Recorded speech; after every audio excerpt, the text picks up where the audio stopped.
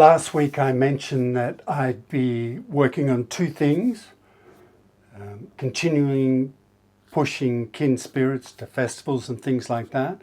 There's a small tweak we need to make, and looking to move forward with making those two shorts that I mentioned. And today I'm going to talk a little bit about the locations. The first thing to say is that I'm still looking for a producer. I cold emailed someone and haven't heard anything back, but that's okay. You know, when you cold email people, you have to expect not to get a reply. If they're interested, they'll respond. So you just give them some days, and you know, after several days, if they haven't replied, then obviously they're not interested. Because if they are interested, and even a little bit interested, they would respond and say, you know, tell me more or something. So that's fine. Today's Sunday. Tomorrow, when this goes out, I'll start looking for someone else if I haven't heard anything. Sorry about that. So, locations. What I do is, as well as, have the script, I also write down notes on paper. I usually print it out. I usually type it and then print it out. Initially, I write it on paper. I probably should have an iPad and a pencil or something, and get used to doing things more that way, electronically. But I guess, I don't know, maybe it's my age, but I like the sort of visceral feel of having something in my hand and making notes on that.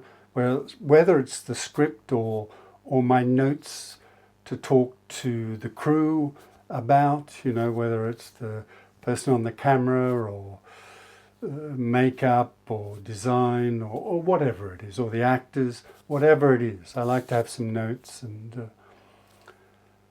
I guess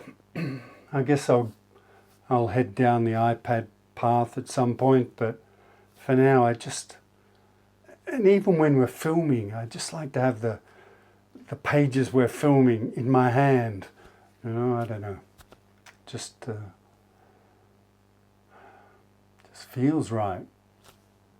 As I say, I'm probably a Neanderthal about these things, but it's just the way I am. Excuse me. So, the two locations. The first one is, well, let me say up front that I'm going to put up some images that, an image for each location that I made with AI, and I am not very good with AI, I don't think. I just need to learn how to get this prompting right, because I prompt it for something and it does a pretty good job, and I make the tiniest of tweaks, and the image that comes out is something completely different. Well, not completely different, I'm exaggerating, but something which is, you know, showing the image from a different perspective, and the amounts of each thing in it, or the prominence of each element in it, has varied wildly, things like that. So I need some training, I guess, or I don't know, I need something. So these images I'll put up for each location are just the best one I could come up with my limited skills, shall we say. The first location is a cabin, a cozy little cabin in the forest on a lake with a pier. So this is my ideal sort of location for filming. You know, it's how I see it in here. But I know in reality that getting exactly what you want as an indie filmmaker is rare. I mean, even on, you know, hundreds of millions budgets, productions, that's probably a terrible line of English, but really big budget productions, they still, have to make compromises here and there. So, and certainly for indie filmmakers. So I see this image of how I'd like it to be, but I know that I'll probably have to adapt somehow. It's a cozy cabin. It's an intimate place where there's two characters in this film. They go to occasionally, and it's a romantic little place that helps them reconnect again when they're together. And the location is, that's how I see the location. But if it's anywhere sort of like that, I could make that work. We could put it in a, cozy little cabin. I think the cozy little cabin is the big thing. So a cozy little cabin in a forest on a mountain overlooking a beautiful valley or something like that. The two elements that I guess are non-negotiable are cozy little cabin, beautiful nature. So how we find something which fulfills those two things is how we'll proceed. The other challenge with this, of course, is that in a perfect world, I could shoot this one and the one I'm just about to talk about in a day, because they're short. Like I said in the previous video, one's 3 pages and one's 2 pages. I can't remember which is which now.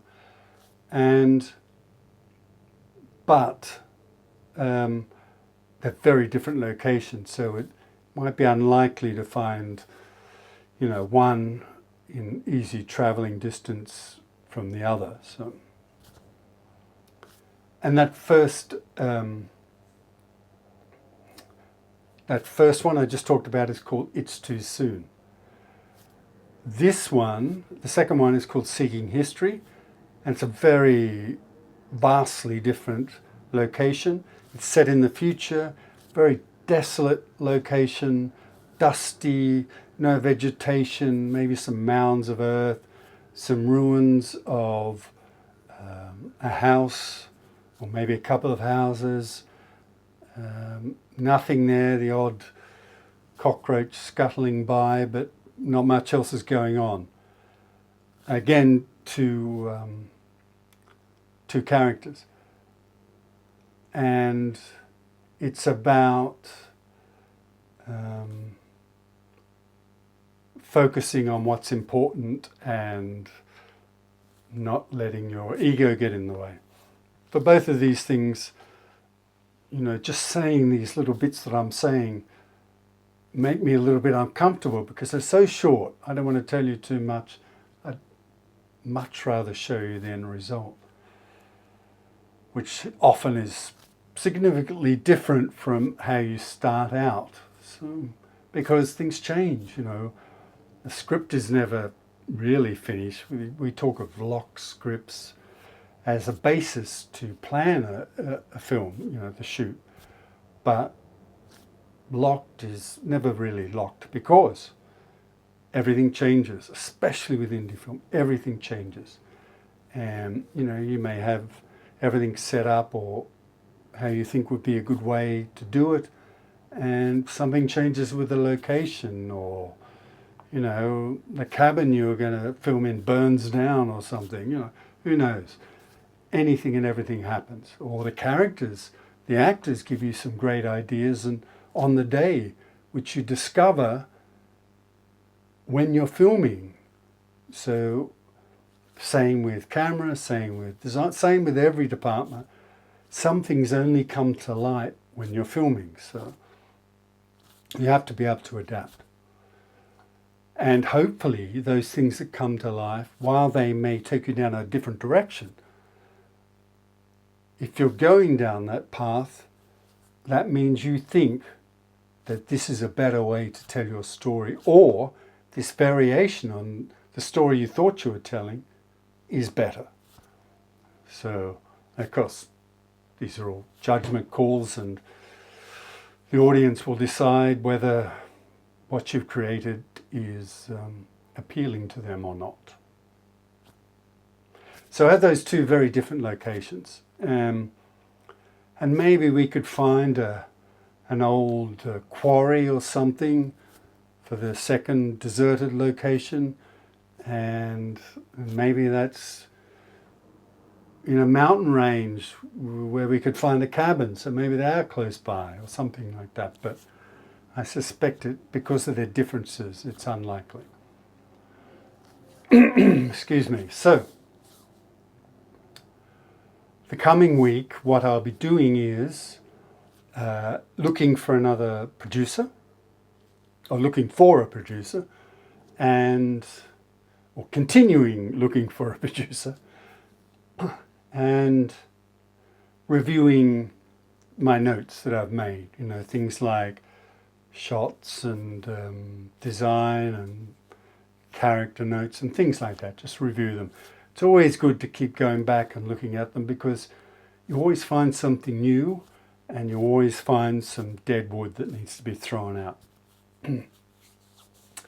And for things like, and you don't want to nail things, I don't want to nail things down until I meet, you know, people from the person. I don't want to nail down shots till I talk to the person on the camera and we see the location. So I just make sort of broad ideas in my head, you know, like wide shot here, close up here, etc. Same with everything else, every other department. So I'll just go over them again and start thinking about other elements. And I'm not sure which elements I'll focus on during the week, or just do a general sweep through those notes, but I'll keep going. Thanks for watching. It'd be great if you could like, subscribe, hit the notifications bell, and leave a comment. I'd love to hear what you think. And if you'd like to support me further, you can buy me a coffee. There's a link in the description below. I hope to see you in the next one.